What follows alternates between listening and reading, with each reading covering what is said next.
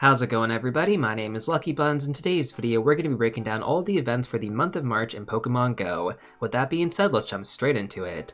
Okay, so we're going to have a new season in Pokemon Go, and if you guys want to actually know all the details for that new season, you guys can check out this video right here. But as far as the new season bonuses, we're going to get increased friendship damage in raid battles, guaranteed Rare Candy XL during raid hours, guaranteed Candy XL when trading Pokemon, and increased Stardust for your first catch of the day. The guaranteed extra large candy from raid hours and trading are going to be amazing bonuses, so I'm really happy to see those returning. Now this does also mean that the 2 for raid passes every single day and extra Stardust from rocket battles is going to be removed, but we may see those return in the future. Shadow Palkia is going to continue to be the available Shadow Legendary Pokemon from Giovanni. This is the best non-Mega Dragon type attacker in the game, just barely beating out Palkia Origin Form.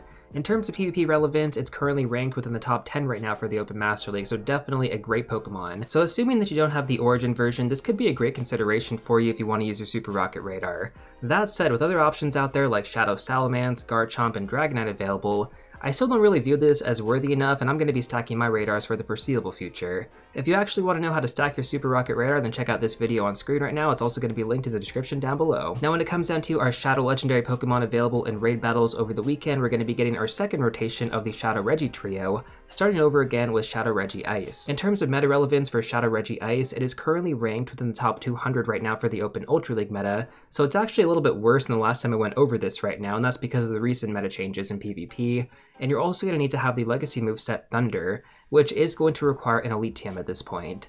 So it's not exactly desirable, but if you actually want to grab it for your Shadow or Purified Pokedex, this is going to be your time to do so. And personally speaking here, that's what I'm definitely going to do because I need to get it for my Purified Pokedex. Next up, let's take a look at the Research Breakthrough Pokemon available. So we're going to have Alola Marowak, Mawile, Druddigon, Jangmo-O, Charcadet, and Frigibax. Every Pokemon here except for Frigibax has the potential to be shiny, and you also have a chance to get a remote raid pass from these if you have no more than 2 in your Pokemon bag, although it is pretty rare. Let's go ahead and take a look at legendary Pokemon next in raid battles. So shiny forms are going to be available on everything I'm about to talk about. The Kanto birds are going to be making their appearance once again, and to be honest, really not that long after their debut in Dynamax battles in late January. If I'm being honest though, none of these are particularly that good anymore in the overall meta, but if you actually wanted to hunt their shiny forms, then this could be a good time to do so. Every single one of these are pretty easy to take down, and I believe you can also solo Moltres under the right conditions. And if you actually have a Shadow variant of Moltres, this would be a great time to actually farm some candy with your daily free passes. Otherwise, in terms of meta relevance, Articuno does have some play in the Open Ultra League, but you're going to need to mirror trade this with somebody else to get a better IV spread for PvP. Now following the Kanto birds, we're going to have Tapu Koko available from March 13th to March 22nd. Really, outside of the shiny form for this Pokemon, there isn't a big incentive to actually raid for it. I mean, it's not good in PvP, it's not good in raid battles. Honestly, it looks like a skip all around if you ask me. So moving on, we're going to have Heatran available from March 22nd to March 31st. Now we did recently have Shadow Heatran available from Giovanni a few months ago, and so if you grabbed one of these, this is going to be a great time to actually get some Heatran raids done to collect some more candy and extra large candy for it. Heatran also has some pretty good play in the Open Master League. It currently ranks amongst the top 50 right now, with the signature moveset Magma Storm. Unfortunately, the downside here is that this rotation is not going to contain Magma Storm, but if you do end up getting the Hundo somehow, I would definitely use an Elite TM on it. So overall, when it comes down to these legendary raid battles, honestly, they're pretty weak this month if you ask me, which isn't a bad thing. I think after February, a lot of people are kind of feeling raid fatigued, so that could be a good thing. But the Mega Raids, they're a little bit better, at least the first one during this rotation, which is going to be Mega Lucario, available from March 4th to March 13th. This is the top fighting type attacker in the game, but it's going to need to have the legacy moveset Force Palm. Unfortunately, during this rotation, it's not going to have access to it, but you can use an Elite Fast TM to get it. Most of the time, people end up using Elite Charge TMs on their Pokemon, not so much Elite Fast TM, so if you have been playing GBL the past few seasons, you probably have a few of these saved up. It is definitely worth using one on a Lucario if you have a good IV spread, and I'm sure many of you out there probably do have a good IV spread and you've just been waiting to get the Mega Energy for it. Mega Lucario also has a great typing for candy bonuses since it's going to be both a Steel and Fighting type Pokemon. So all around, Mega Lucario, whether you're missing the Mega Energy or a good IV spread, is definitely going to be worth focusing on during this month. To my knowledge, it's also a soloable raid boss, and actually there's a bunch of raid bosses this month that are going to be soloable. I might make a separate video going over the best counters and how you guys can actually get this stuff done. Following that, from March 13th to March 22nd, we're going to have Mega Swampert. This is going to be the second best water type Mega to use in the game, next to Primal Kyogre. So if you miss Primal Kyogre, this is definitely going to be something you do want to grab.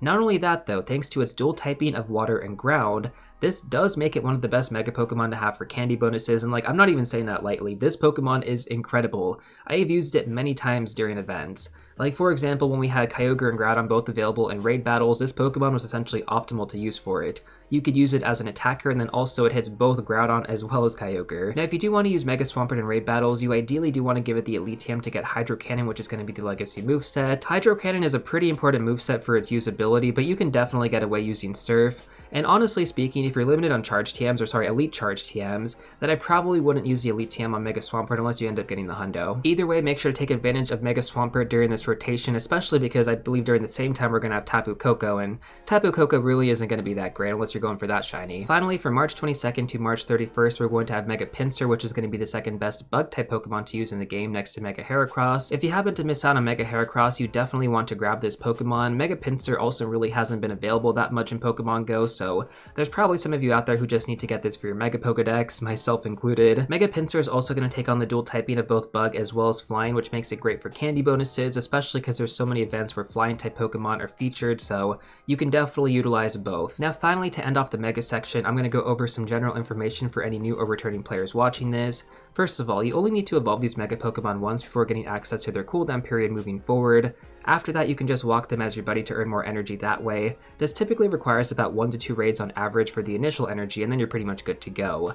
Now on top of that, you're also going to get more extra large candy when your Mega Pokemon gets to Mega level 3, which is unlocked after 30 days of Mega Evolution. Additionally, when you actually complete these Mega Raids, you're going to get guaranteed charge TMs too, so all around this entire system is totally a win-win. Now with the legendary Pokemon out of the way, let's take a look at their raid hours, which are going to be taking place from 6 to 7 p.m. local time every Wednesday. So on March 5th, we're going to have the Kanto Birds, same thing with March 12th. On March 19th, we're going to have Tapu Koko, and then finally on March 26th, we're going to have Heatran. Now for those of you out there who are unfamiliar with how raid hours work, most gyms are going to have that featured Pokemon appearing and the raids are going to reset after about 25 minutes, which means you can essentially hit the same gyms again at the half-hour mark, which is pretty convenient if you only have a few gyms around you. I would also strongly recommend checking out Campfire for any local meetups before the event, and also if you actually don't have any local meetups, try and host one in like a good grind spot where there's going to be some raid battles, and hopefully some people actually show up. I mean, a lot of people out there don't live in like big communities, so this is probably the best thing that I recommend. Usually people are down to come out for these raid hours. Like out of all the events, I would say the max battle days and raid hours tend to have the most attendance. Next up, let's talk about max battles. So every week we're going to have a new rotation of Dynamax Pokemon available to hunt for max battles. I'm going to highlight which ones are actually worth focusing on so you don't have to waste your resources on pretty much everything else. Now I do understand not everybody is super interested in these, so you guys can use the timestamps down below to skip ahead to the events section if you'd like to, but otherwise these do offer a great amount of benefits if you actually participate, and they're all free to do, so if you actually care about that, let's cover them right now. So our first rotation cycle is going to be taking place from March 4th to March 10th. The main Pokemon to focus on here is going to be Dynamax Beldum. When evolved to Metagross, this is one of the best Dynamax Pokemon to use in the game, so it should be a top priority to hunt.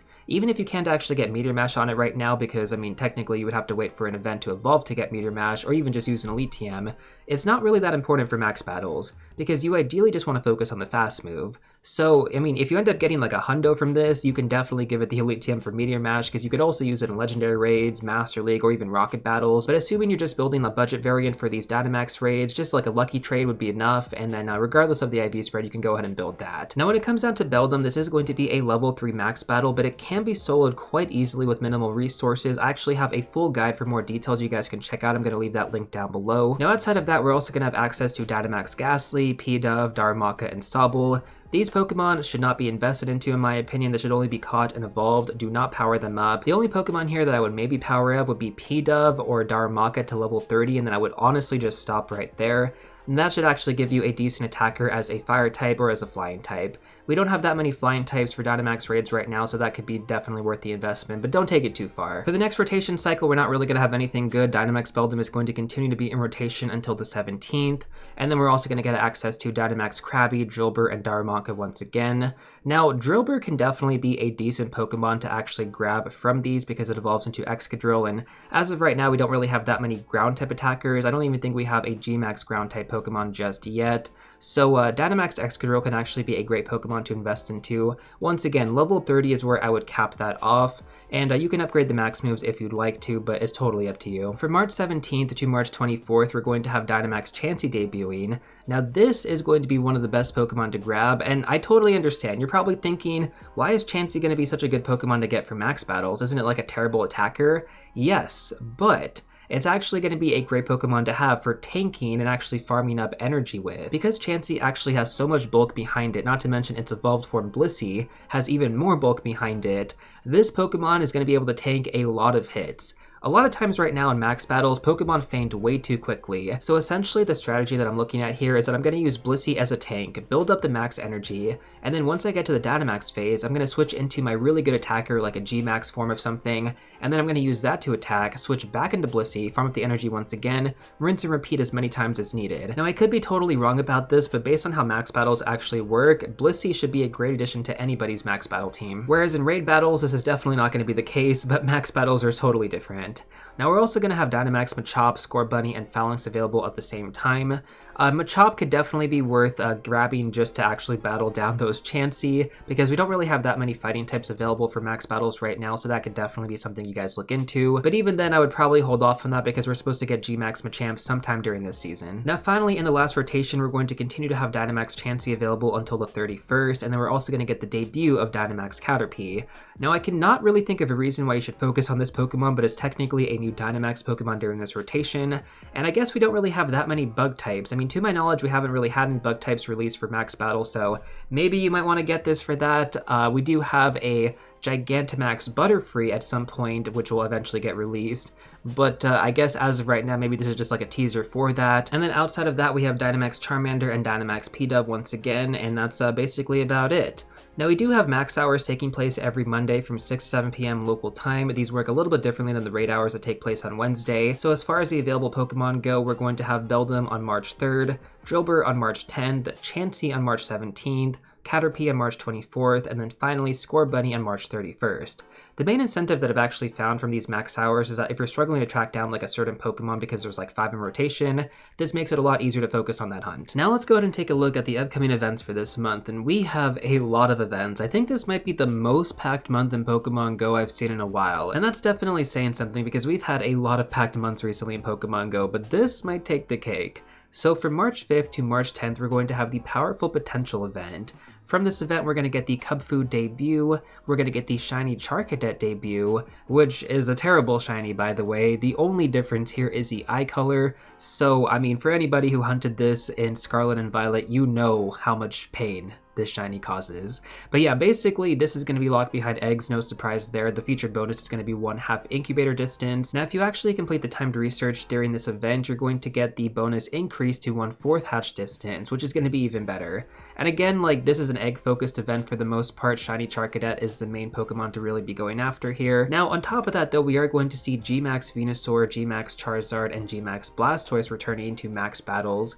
It's not going to be like during a raid day or anything like that. I think they're just going to be available the entire event, and so if you can get a group together, then you can definitely get these done. But given how difficult these Pokemon were last time, I mean, we do have max mushrooms this time around, people have better G-Max counters, it should be a little bit more realistic to get these Pokemon this time. That being said though, the initial launch of these Pokemon, especially G-Max Blastoise, it took us 40 trainers and we still barely beat it. So we'll have to see what happens here. I'm not expecting too much, but hopefully things are going to go a little bit better this time around. And then of course we also have the $8 paid special research, which can actually get you a second Cubfu. Now personally, I don't think this is worth it. I went over this a little bit more in detail in my Might and Mastery Season Tips and Tricks video, so if you guys want to check out that full analysis, you guys can watch that video right there. Overall, this event definitely seems decent though, even if you kind of ignore some of the pay to win stuff going on in it. Now during this event on Saturday, we're going to have the Calm Day for Fuecoco. During this event, you guys can expect to see increased Fuecoco encounters from 2 to 5 p.m. local time. You're going to get a boosted shiny rate of 1 out of 25 on this new shiny Pokemon. Lure modules and incense are going to last 3 hours long. The special bonus is going to be 3 times catch Stardust. You're also going to get 2 times catch candy and a 2 times chance to receive extra large candy from catching Pokemon if you're level 31 or higher. You're going to get 2 special trades along with 50% less Stardust when trading Pokemon. And then finally, you're going to get 5 free Fuecoco from snapshots. Basically, just go and take a picture of your buddy, back out, and the encounter will appear. rinse and repeat that 4 more times. Now the special Calm Day moveset for the final evolution for Fuecoco is going to be Blast Burn, pretty typical for a Calm Day starter. And then you're also going to get the additional signature moveset, Scorch Song, added to the availability move pool. This moveset isn't going to be an exclusive one, which means you can just use a regular charge TM to get this move. Next up, from March 13th to March 17th, we're going to have the Festival of Colors. Now this was an India exclusive event, and there are going to be some special stuff exclusive to India, but this event is going to be global this time around. Now from this event, you guys can expect to see 3-hour lure modules, the debut of Shiny Bruxish, Shiny Smeargle is also going to be making its appearance back again through snapshots, and then there's also going to be a special Kurta Pikachu available in India only. You can get these through remote raids, I believe, so it's going to be a little bit difficult, but if you have some players on your friends list that are from India, hopefully they can actually invite you to one of these raids to get this exclusive Pikachu. I don't think that many players really care about this, but I know there's going to be a small niche part of the community that really cares about these Pikachu, so that's going to be the only way to get it. Now during this event on March 16th, which I believe is going to be over the weekend, we're going to have the Catch Mastery for Arcan. Now the event details have not been announced for this just yet. I expect them to announce it very soon though, but the name of the event pretty much implies what the focus is going to be. Now this shiny was previously locked behind eggs, so I think it's going to be a great event to focus on for a lot of players because most of you probably don't have this shiny Pokemon. Now we actually have another event ongoing during this weekend as well. We're going to have the Dynamax Raikou Battle Weekend on March 15th and March 16th. We're going to have the MP collection limit raised from 800 to 1600. This is per day. We're also going to get 8 times MP from power spots when we go ahead and claim it, so it's going to be like 120 to 960 if it's going to be a new power spot for that day. We're going to have 1/4 adventure distance from MP. Basically, it's going to be a little bit less walking distance to get the MP from the walking reward. During this event, actually, I believe from March 10th up until March 16th, any moves that you actually unlock on your Dynamax Pokemon or you upgrade their max moves, it's going to be 3/4 their normal cost, which is a nice discount. And then you're also going to get a time to research available on March 10th, which will award you Dynamax counters for Raikou, so if you really haven't been participating in this system, you definitely want to get that timed research done. Now I do strongly recommend checking out Campfire for any local meetups around you. Typically these Dynamax in-person raid days bring a lot of people together. At least in my local community, like this is probably one of the biggest turnouts we actually get is for these Pokemon specifically. The next event is going to be taking place from March 19th to March 24th. It's going to be the Deep Depths event. The special bonus is going to be 1/2 hatch distance. We're going to get increased shiny odds on Clauncher both in the wild as well as from eggs, and it is going to be the debut of Nickit, which does evolve into Thievul. This was a featured Pokemon on the seasonal trailer, so we're getting this one pretty soon. And overall, I can't really tell if it's going to be good in PvP, but I can tell you for sure right now it's not going to be good in raid battles, so other than the Pokedex entry, I'm not really too focused on this one. I would say the biggest appeal here is going to be the shiny odds increased on Clauncher. I don't actually have the shiny set for that one, so I might go out and hunt for that one specifically. During that event on March 22nd, we're going to have the Totodile Calm Day Classic. We're going to get increased encounters with Totodile from 2 to 5 p.m. local time. The boosted shiny rate is going to be 1 out of 25. We're going to get 3-hour lure modules and incense, and the special bonus is going to be 1/4 incubator distance. Now because this is going to be a Calm Day Classic, we're not going to get the 2 times catch candy or the 2 times chance to receive more extra large candy, and we're not going to get 2 special trades. It'll just be 1 special trade, which is a normal amount. And the special Calm Day moveset for Totodile when it evolves into Feraligatr is going to be Hydro Cannon. This Pokemon is very good in PvP in both the Great League and the Ultra League, so I do strongly recommend playing this event if possible. The following day on March 23rd, we're going to have a Mega Absol Raid Day. Now during these Raid Day events, we typically get an additional 5 free Orange Raid Passes, and because we don't have the seasonal bonus of 2 free Raid Passes, this means in total you can probably have about 6 free Raid Passes, 7 technically if you save one from the day before. Now when it comes down to this event, outside of the free raid passes, I wouldn't really go too hard on Mega Absol because it's not like it's going to be that good of a Pokemon. It's going to be a dark type Mega, and we have Mega Tyranitar, which was just recently featured in February, so if you got yourselves that, you really don't need to worry about this. Maybe you can just do the free raid passes, see if you get yourself a shiny. Typically the shiny odds are increased for these raid day events, so it should be about 1 out of 10. Now that doesn't mean you're going to get a shiny in 10 raids, it just means you're going to have a better chance to get them, so go out there, use your free raid passes, and you should be good to go. Otherwise, I wouldn't really use additional passes for Mega Absol. From March 26th to March 30th, we're going to have the Bug Out event. We actually had this event last year when we had some shiny boosts on certain bug-type Pokemon. Also, Mega Pinsir is going to be available during this event. I believe last year we actually had the debut of Mega Heracross, which is pretty cool. So we'll have to wait and see what the event details are going to be looking like, but hopefully we do get some shiny boosts on some of those bug-type Pokemon. That'll definitely be a fun hunt for some of you guys out there. Now, finally, the last event is going to be taking place on March 29th during the Bug Out event. That's going to be the Fuzzy Buddy Research Day. Now the event details have not been announced, but Fuzzy Buddy kind of seems like it might be related to Kubfu, which would be pretty cool. That being said though, it can definitely be related to a different type of Pokemon. If you guys have any other predictions on what you think might be a Fuzzy Buddy, let me know in the comment section down below. Now with the events out of the way, let's go over our spotlight hours next to finish off the month of March. These are going to be taking place every Tuesday from 6 to 7 p.m. local time. Shiny forms are going to be available for all the featured Pokemon, so keep that in mind as we're going through these. So on March 4th, we're going to have the featured Pokemon be Makuhita with the special bonus 2x transfer candy.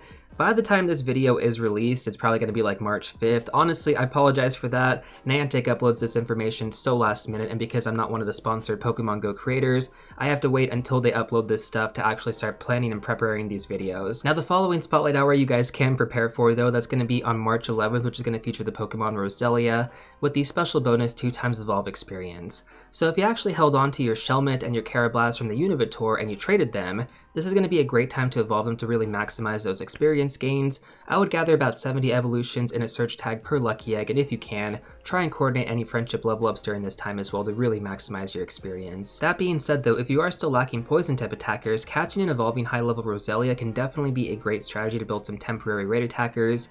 Keep in mind though, it costs 100 candy and a Sinnoh Stone to evolve it into Roserade, so it's not exactly a cheap evolution in that regard, but Roserade is probably one of the best budget poison type attackers in the game. Now on March 18th, we're going to have the best spotlight hour of this month, which is going to be Shelder with the 2x Catch Stardust bonus.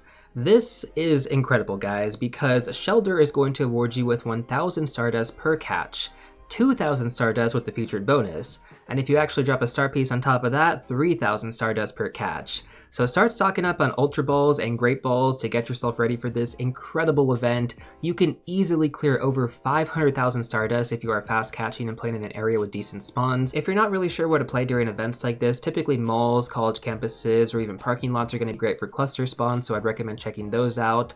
And again, just make sure you're fast catching as much as possible. You can drive from one spot to another if you want, or you can just walk around as needed. Also make sure to drop an incense for some extra spawns. Now our final spotlight hour is going to be taking place on March 25th, and the featured Pokemon is going to be Cutiefly with the special bonus 2x Catch experience. This spotlight hour can be one that you honestly skip, but the bonus is focused on experience, and the catch circle on Cutiefly is super small, which makes it a really challenging Pokemon to really farm experience on.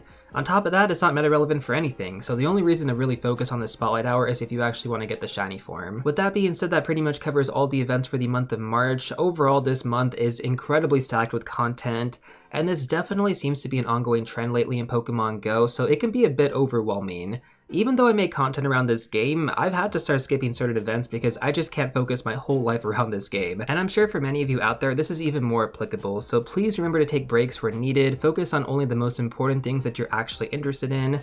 You do not need everything, like seriously, if you end up missing a Pokemon, it's gonna come back eventually, so please don't let FOMO get to you. As always though, if there is something you're looking forward to specifically, let me know in the comment section down below, and if you want to check out some more content in the meantime, I'm gonna recommend these two videos right here. But before you go, don't forget to smash that like button, subscribe, and I'll see you all real soon in the next one.